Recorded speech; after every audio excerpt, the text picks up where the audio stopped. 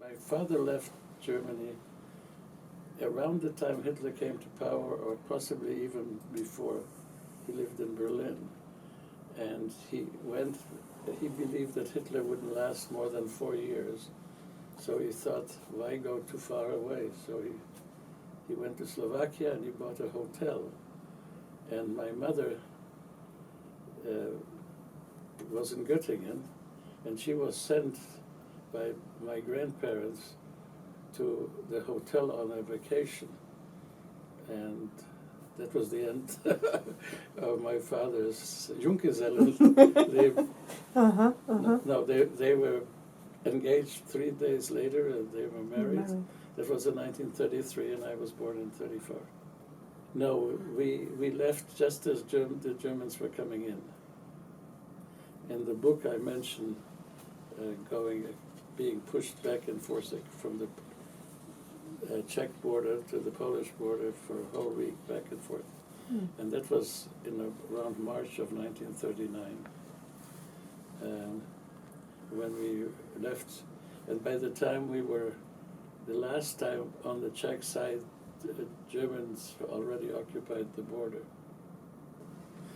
And then we went to Poland because my father had been told that a visa was waiting for us to go to England, a political visa. And so there we had to wait for the visa.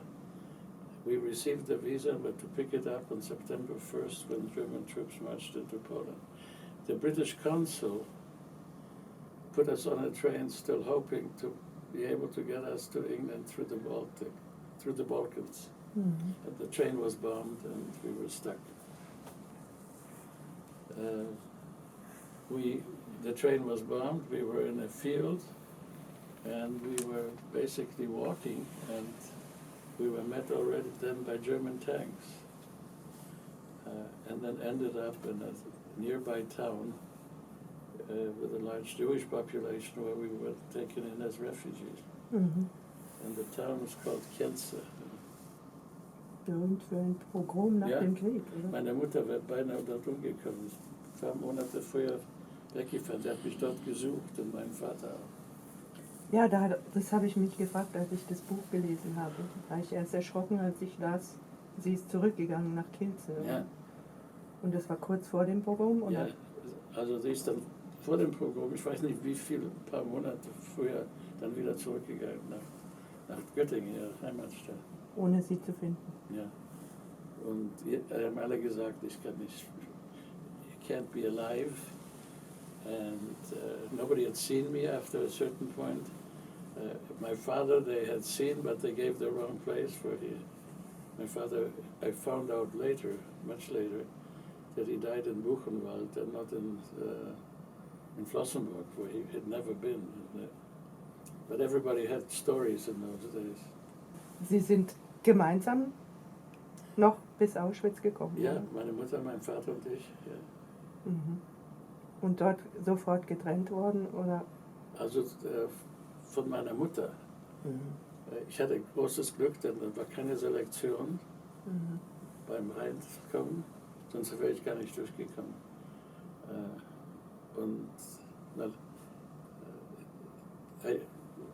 Once there was no selection, I got through and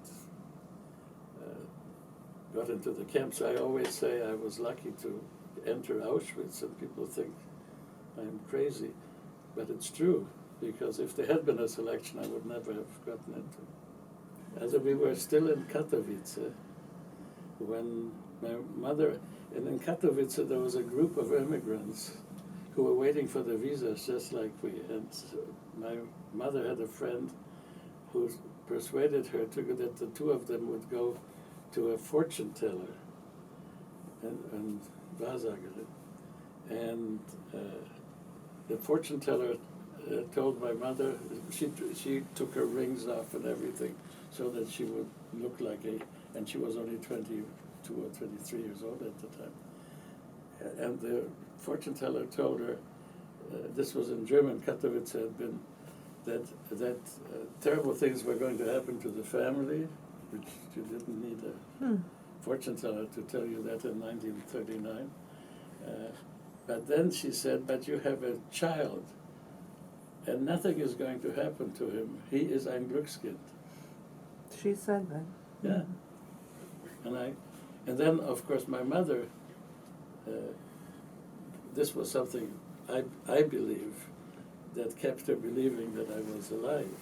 But she said, no, it was hocus pocus. She didn't believe. But I'm sure that's when everybody said I couldn't possibly be alive, that's what kept her going. Mm-hmm. And for the second edition of the book, I found correspondence. There were even more correspondence about her search for me and how she managed to get the organizations to look for me. Because everybody said children that age didn't survive. Mm. And then she found a picture with the British soldiers showing with a number of children, and she recognized me. In the newspaper? In the newspaper. And so she could show everybody, it wasn't me. But she believed, actually when you look at, yes, and when you look at the picture, it's quite, the child was dressed the way she would have dressed me, and had similar hair. But that helped immensely. All these search organizations looking for people. And there was a man sitting at a table in the Jewish Agency for Palestine, as it was called, and saw a woman looking for a child with the same name as he saw on a list of children that were supposed to be coming from an orphanage in Poland. And he put it together. And my wife always says, if your name had been Levy or Cohen, it would never have worked. But with Buergenthal, it's a rare name. Such a rare name that it would stand out. Ist sie nach Polen gekommen, hat sie geholt, oder wie sind Sie überhaupt dann nach Deutschland gekommen? Ich wurde illegal von Polen in die Tschechoslowakei und in die amerikanische Zone und dann die britische Zone geschmuggelt aus Polen. What happened was that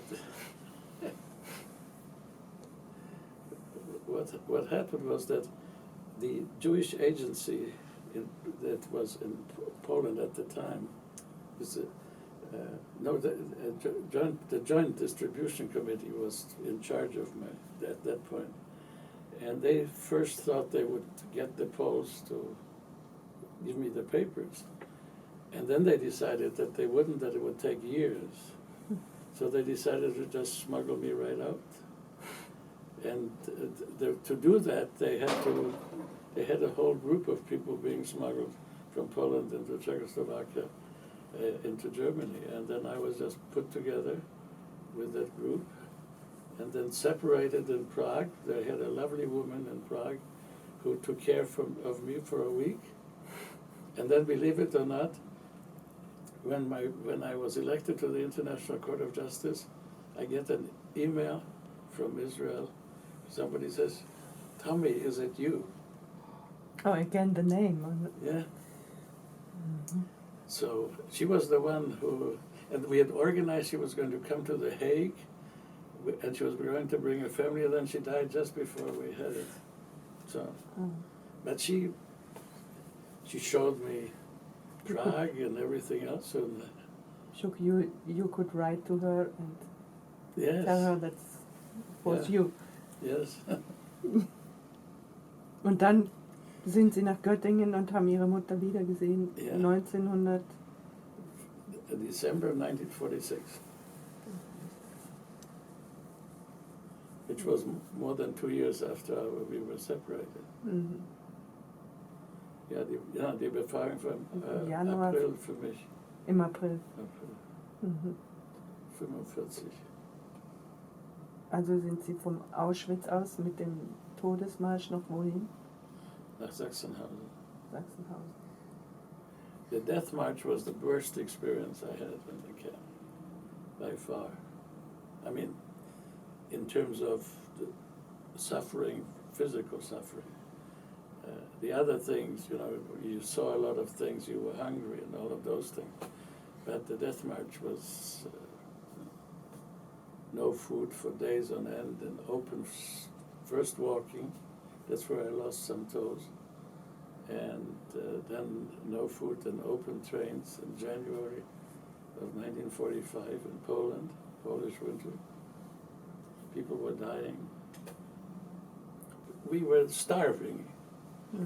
And going through Czechoslovakia under bridges, and suddenly people on the bridges were making, the train was going, noises, and then the bread kept coming from the bridge. And when I started to write about it, I thought, I must have imagined that. That's like manna from heaven. That's not real. And even when, as I was writing it, and I had written it down, I went to a meeting at the Holocaust Museum. I had to give a speech there. And I raised it because there were a number of survivors. Did that really happen? And they said, yes. So it saved us. Also muss jemand gewusst haben, der Zug fährt daher, oder? Yeah, the underground, apparently. Because it wasn't the first train that was coming through. Because there were a lot of those trains coming from different parts. And they had to go through Czechoslovakia because their rails were already destroyed in Germany in certain parts. So you couldn't just go straight, which would have been very easy. But this took 8 or 9 days. Trotzdem fragt man sich, wie ein Kind das alles übersteht. Vielleicht leichter für ein Kind. I was a child of the camps, and I would never have made it if I had been taken directly from a nice middle-class environment and put in there. But I always compare myself to the street children in Latin America that knew how to survive. And that helped. I would never have made it if I just come into the camp. It took first of all, my father was wonderful at predicting what would happen when there would be a selection and how to try to survive it and everything else. Haben die Gefangenen sich untereinander helfen können? Die Häftlinge? Manchmal und manchmal wollten sie es nicht. When it comes to survival, some people remain human beings and others not. Unter diesen Umständen? Yeah. No, you got a piece of bread in the morning and you better eat it if you didn't want it to be stolen from you. And it didn't matter whether you were a little boy or something. Das war dann egal, oder? I think so. Although I was too protective of my bread and I usually ate it right away. Wie war es möglich, dann noch in Deutschland zu bleiben? Man gewöhnt sich an alles. Wirklich? Wenn man Auschwitz überlebt hat, dann kann man sich an alles gewöhnen. No, it wasn't. I'm exaggerating. I mean, it was hard the first period. I describe in the book the machine gun that I wanted to have. But then you go to school and you know, and it's children like in your age, and you make friends. Gab es noch jemand, den Sie wieder getroffen haben? Nee. Kein mehr. Meine Mutter natürlich, ihre Schulkameradin. My mother's experience to come back to Göttingen were in 1936 when she came back once to show me off to her parents. Her classmates turned the other way and crossed the street in order not to have to greet her. And then when she came back, they said, Gerda, wo warst du so lange? You can imagine how she reacted to that. My mother had this one experience. It shows you how one reacts differently. All of her life she had a bad conscience about this one event. And the event was in Göttingen when an old woman asked her to help her across the street. And my mother said, nobody helped my mother across the street here and walked away. For years afterwards, she still said it was terrible. I shouldn't have done that. The old woman had no reason to. But that was the reaction initially. And my mother came back terribly sick when she first came back after the search for me and everything else. She was in the hospital for 3 months. So, but she was a person who had strength. My mother, the thing that I describe in the book, what she did in Slovakia with her German driver's license. But that was typical of her.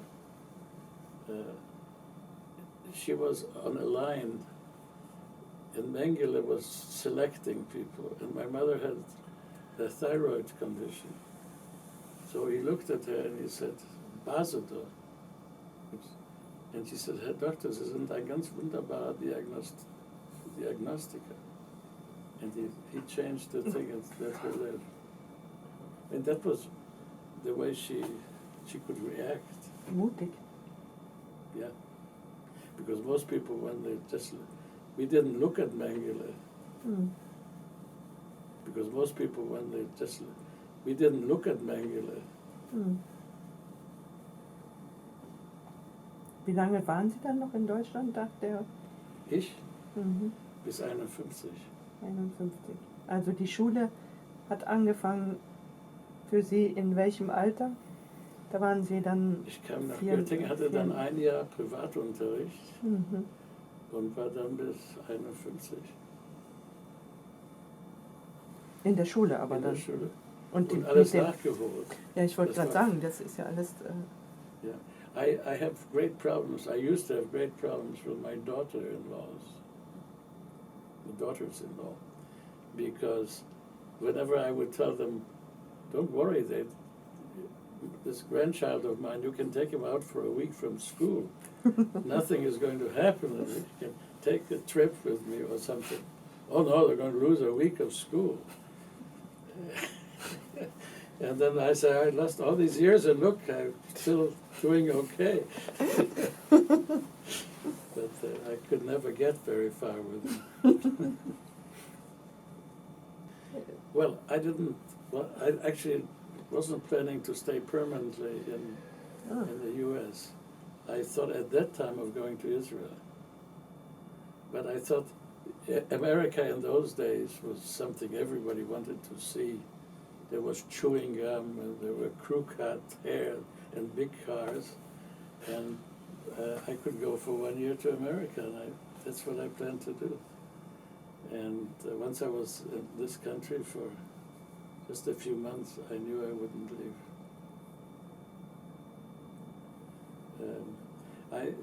I felt I had to leave Germany, not because at that point that I was somehow not treated well. That wasn't the case. I did everything that children or young people did in my age, sports and all the clubs and everything else. I just felt that if I remained in Germany, the concentration camp would always be with me.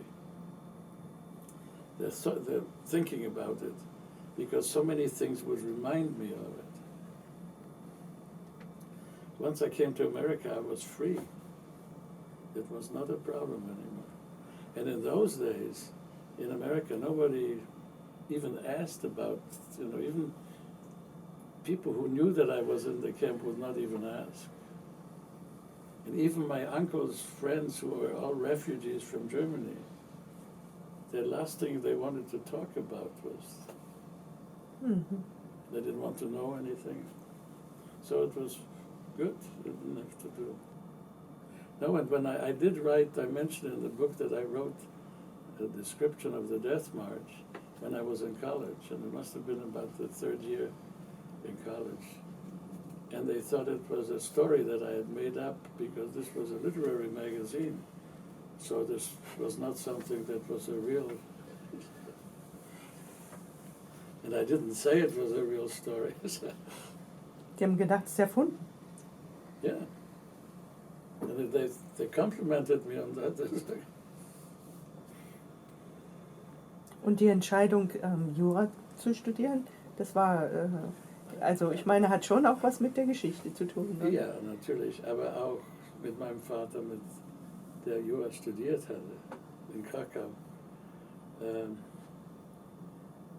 And obviously, I couldn't be a doctor because I was bad in mathematics and in physics and in chemistry.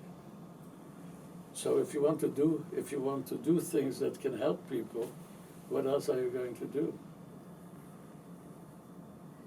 Jura studieren und die Menschenrechte verteidigen. Ja. Wo haben Sie dann Jura studiert? An der New York University und an Harvard. Mhm.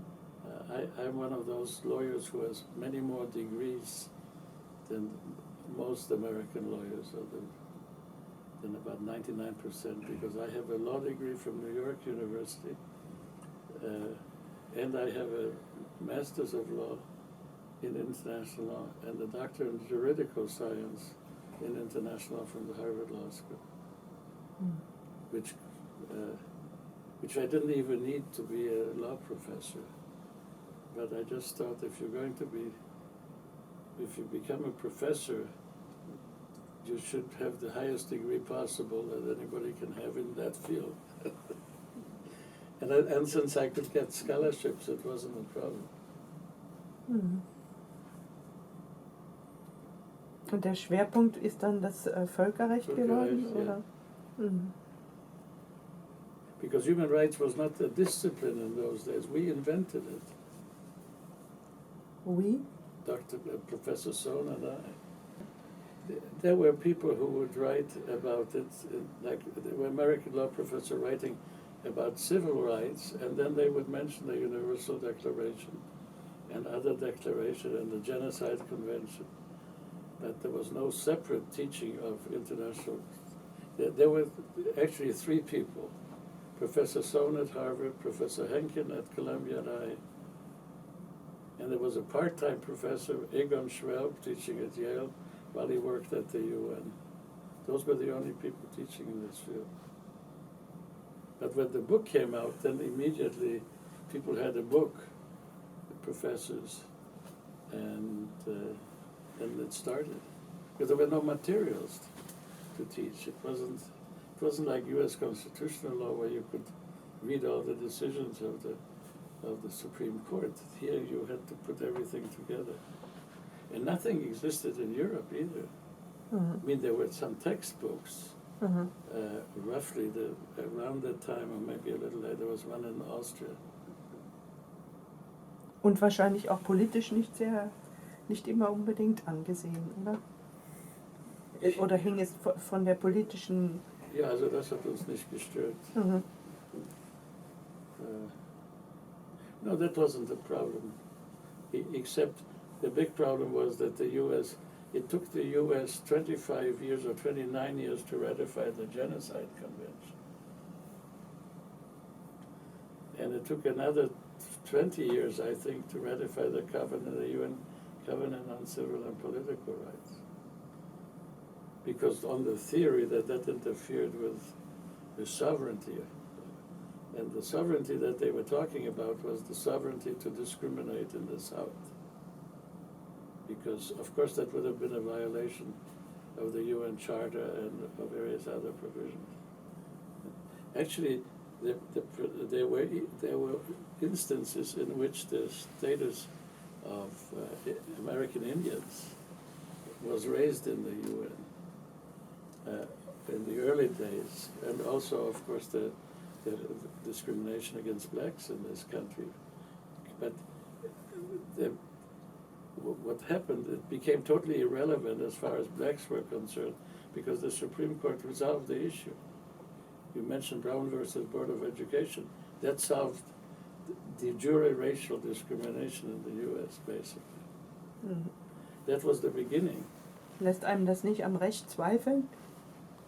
Man muss immer am Recht zweifeln. Mhm.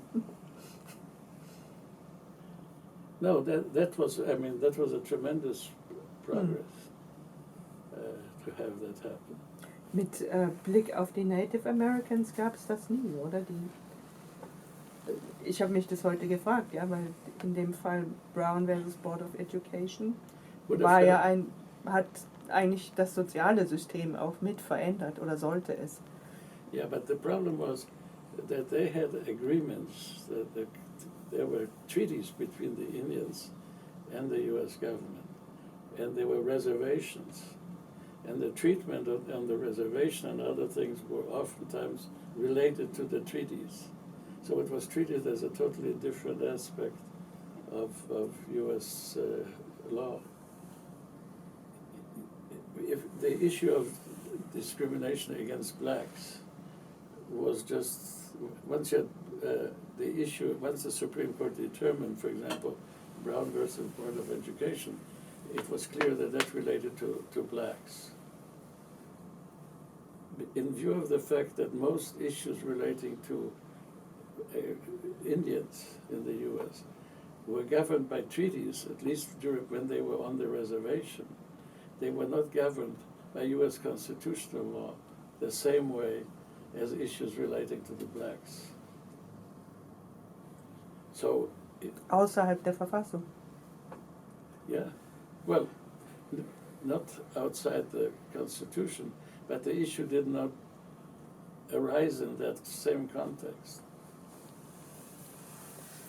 Because it really related then to treatment, whether it violated the treaties that had been negotiated between the Indians and the federal government. Sie haben doch dann den Interamerikanischen Gerichtshof mitgegründet, oder? Begründet is too much of a word. I was elected, the OAS, the Organization of American States, established it. I was one of the first 7 judges elected to. And that meant basically that we were elected to a court that didn't exist. So we had to establish it. So in that sense, begründet is okay. Aufgebaut. Aufgebaut. We had to invent everything. Mm-hmm. We had to sign agreement with, it was in Costa Rica, which is a beautiful little country. We had to invent even numbers of how do you number cases, which cases. We had to draft a statute, the rules of procedure, and to negotiate with Costa Rica the agreement on the headquarters agreement with other countries. So, but the advantage we had is, at that point, the European Convention of Human Rights already existed. And I was the only one who knew about it, because the others were Latin Americans who had no experience, and I'd already written on the European Convention. So it was very easy for us to steal a lot of stuff from the European Convention of Human Rights.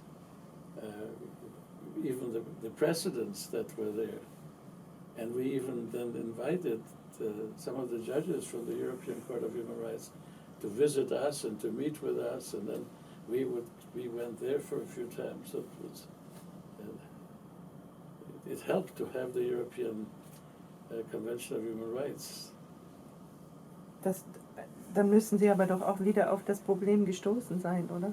Ich denke mal, der Interamerikanische Gerichtshof wird ja auch das Thema der Verschwundenen aufgegriffen haben, was häufig Indianer waren, indigene Bevölkerung. Weniger so, politisch. Weniger. Politisch. Die Leute wollten einfach, they wanted to get rid of their political communists, supposedly.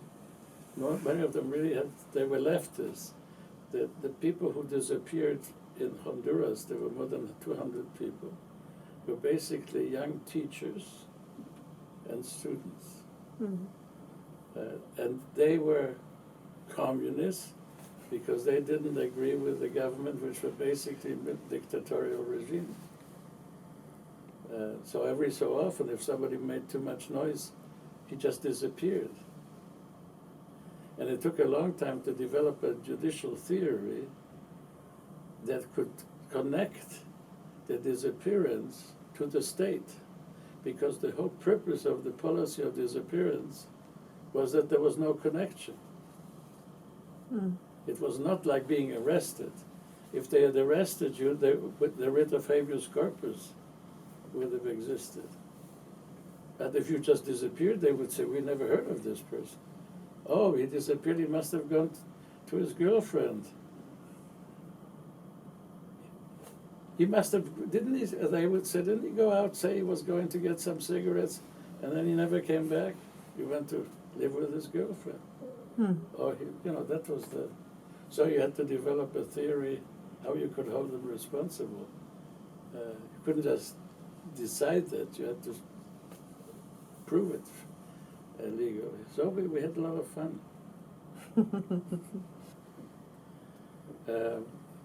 There was a 12-year civil war in Salvador. Again, a right-wing government and the FMLN political party left that had been fighting for 12 years, and finally the UN managed to, the Security Council, to work out an agreement, a peace agreement that was signed in Mexico, and also provided for the establishment of a truth commission consisting of 3 people. And I was nominated on it. But what I think the reason was that we, as my friend said, they had 2 politicians and 1 lawyer. Of course, the politician was a former president of Colombia, a wonderful man, actually. We always said that if he had not studied law but had become a priest, he would have been the first Latin American pope. Now it's too late. And then a foreign minister of Venezuela, and I, and a staff of about 25, 27 young lawyers. Und niemand aus El Salvador? Nobody from El Salvador. No, we wanted, it was in a small country like that, you couldn't have, if you'd had a few Salvadorans in that commission, you would have had serious problem maintaining confidentiality, because it was very dangerous, because people were getting killed talking about who did something, and the killers on the one side and the killers on the other side didn't want anybody to talk about who did what, and there were rumors about things that never. So if you volunteered to talk about who did what, the chances of you staying alive were not very good. So you needed confidentiality and confidence in the members of the commission. And if you had some Salvadorans there, you would have, even if they had been honest people, they would have been believed, they wouldn't believe that they were honest. So it made a lot of sense. And that's why, when they say we expect you truth and justice, that's what they were expecting, and they never got it until the commission came. Mit der Kommission, würden Sie sagen, ist es aber erreicht worden? Die Kommission hat das erreicht, Truth and Justice. Yeah. What it didn't bring about is settle all the economic problems which have led to the terrible conditions that exist in that country now in terms of criminality. It is the worst criminal country in the region. In Central America, probably all of it. The gangs, you have some of it in Honduras, not as bad. Drugs in Guatemala, but nothing as bad now as in Salvador. So we solved the political problems, but we didn't solve the economic, political problems, because we didn't see them coming, actually. We recommended, we felt that what was needed was a system whereby the people who had been fighting each other, especially the young people, would be able to find jobs, that there was all kinds of social help for them, they had the guns, and one had to take away the guns from them and give them jobs, find jobs for them, give all of those things, and nothing was done. We recommended that. And of course there was not necessary funding, and probably the foreign aid that was gotten, some of it was probably stolen by whoever was in the government at the time. And it wasn't just the government, because at some point the guerrillas became also the government, and they also stole. And they weren't any better than the government during the Civil War. They were killing people just as badly. There were more killings by the government, but also a lot of killings by the other side. But not as many as the government, because there were more of the government, not because they were any nicer. So it was pretty. It's clear that in many of these countries the big problem is economic, and the political problem only comes about when the economy becomes a serious issue. And I don't think one has solved it yet. When you have a rich country and not too much corruption, a truth commission is very useful. I think in South Africa, the approach helped, and the fact that it was in many ways a country with a lot of resources and a wonderful president in the beginning, that helps. But if you have the wrong people in the government and you have a truth commission, sometimes it doesn't do much good. Although, you know what I don't know? I don't know enough about how the South African Truth Commission has proved itself over the years. It seemed like it was a very imaginative approach. But I still have some problems when I think that you have somebody who comes before the commission and confesses, and consequently is told, you can go home now, you can live in your old village, and this is the village where he helps kill I don't know how many people. What's the relationship? How does that work out? One doesn't hear much about that. I don't think it always works.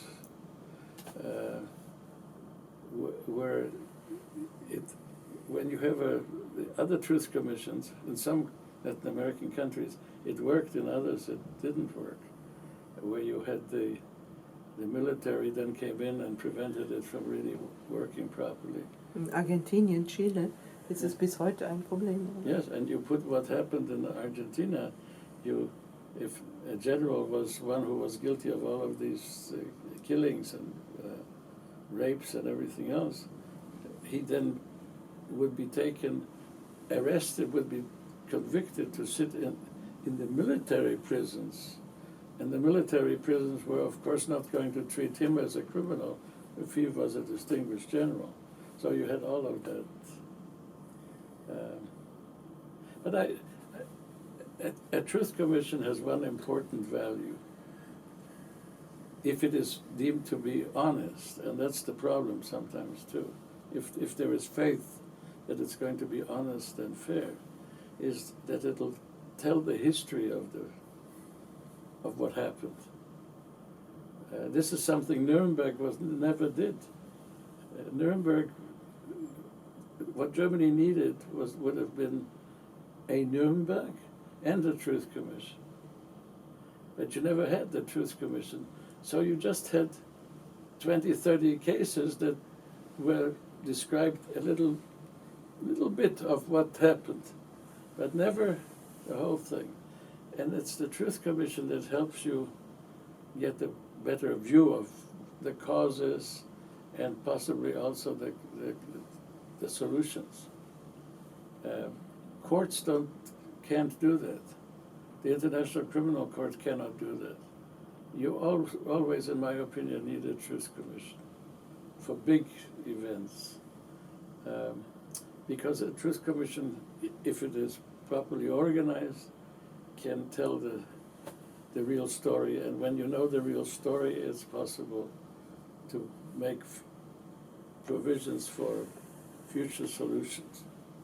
That's why a truth commission would have been very useful, because a truth commission could also have interviewed other people, not just the people who committed certain offenses, but also people who had lived through that era and could say what really happened. I mean, the books that now came out about the Justice Ministry. Rosenburg. Yes, that's a wonderful thing if that had existed at the time, with a look back rather than just protecting some people who had committed all of those offenses. No, some people will tell you we need a lot of genocides in order to figure out how to deal with those things in the future. No, it's... Having said all of this, all of these things are useful. They help, because they focus on things that are deemed to be illegal and crimes. And just the characterization of those events help in preventing them in the future. Not all, but it's very useful. And it's never going to be all, because even in the most developed domestic criminal system, we don't get them all. So it'll never be all, but some is very useful. Ja, das erzählt ist sehr wichtig, the Truth Commission. When I wrote about the Truth Commission afterwards, I thought that the most important thing was of the Truth Commission, not necessarily, the findings and everything, that people could say suddenly to their children, your father was not a criminal. Your father was the person who did it to him was the criminal. And it's written down. And people could speak up suddenly. Because in Salvador, it was all rumors. The place was full of rumors. He did this, but each side had its own group of rumors. So until you had a Truth Commission, you didn't really have a system of verification for the victims. There are people who committed these terrible crimes in the camps who would never have done that in ordinary life. You would never have thought of them. Let me tell you what I saw in Bad Arolsen. I don't know whether you're familiar with Bad Arolsen. I worked there for 1 year. Well, then you know. There was a list. We were there a number of times, and I was there on the transfer of authorities from the Red Cross to the German archives. So they gave me the run of the place. There's a list that I was shown. It has a beautiful handwriting. 8:10, 8:20, 8, etc., etc. And next to the time, a name. Beautifully written. At the bottom it said, in honor of the Führer's birthday.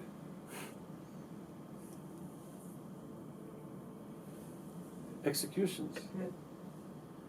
What struck me was the nice handwriting by this man, and the fact that he probably, in the evening, would go home, and I say in the book, wash his hands, and nothing ever happened. How is that possible? I mean, it's possible if you are a sadist, but there aren't that many sadists in this world, fortunately. It's the ordinary people who can do these things. Whatever drives them, a job, the career thing drives people. The importance of the position, all of those things enter into people's mindset and then they just simply assume that that's what they have to do. Or they don't even realize what they're doing. His job is to write it down. So and he didn't shoot anybody. So I don't know. I mean, I can explain how somebody can be a capo or to get an extra piece of bread or something like that. Yeah. But the overall situation, fear. You mentioned specifically this moral justification that everyone somehow, but I guess that's a form of rationalization that falls under what you just said, yeah. No, they don't That it even was the realize right thing to do, They yes. don't realize that they're doing anything wrong. It's just part of the... Once they begin to realize that they're doing something wrong, something clicks up there, I would think. So... I wish we could solve those problems by knowing more about them, but I'm not sure. Now, all of my classmates went to Wall Street. Often I regretted, of course, I could have had an important... No, I never regretted. What was interesting, though, I was just telling two of my sons are lawyers, at least studied law.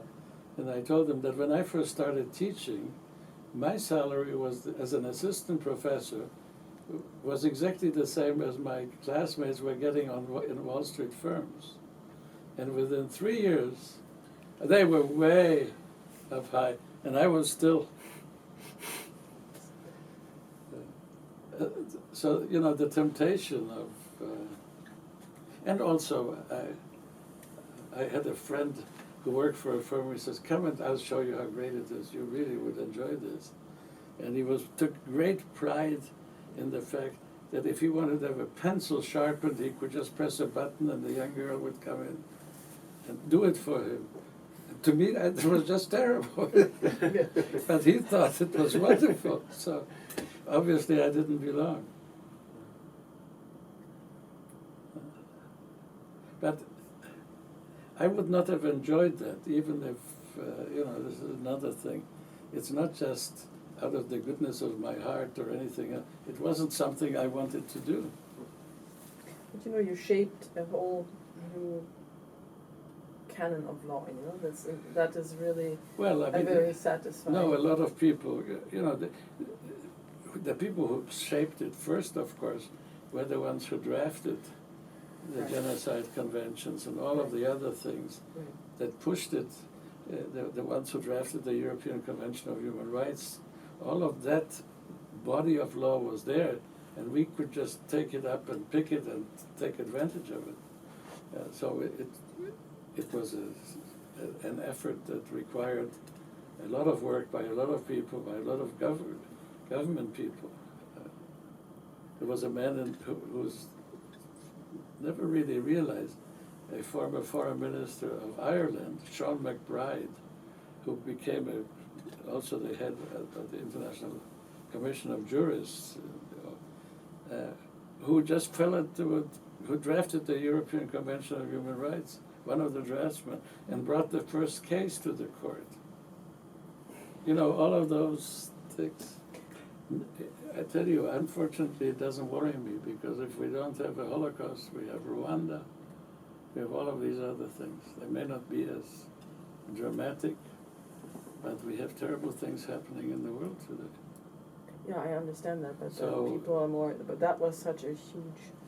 Yes, but it's clearly going to disappear in terms of, I mean, who remembers these things? So I mean, Hitler said, and I think he said it, they blame him, who remembers the Armenians? Now, there's a better, stronger thing to talk about the Holocaust, but still. But you know, to me the important thing is really also the fact that, and I mention it in the book, when people talk about 6 million, it doesn't mean a thing. Who can imagine that?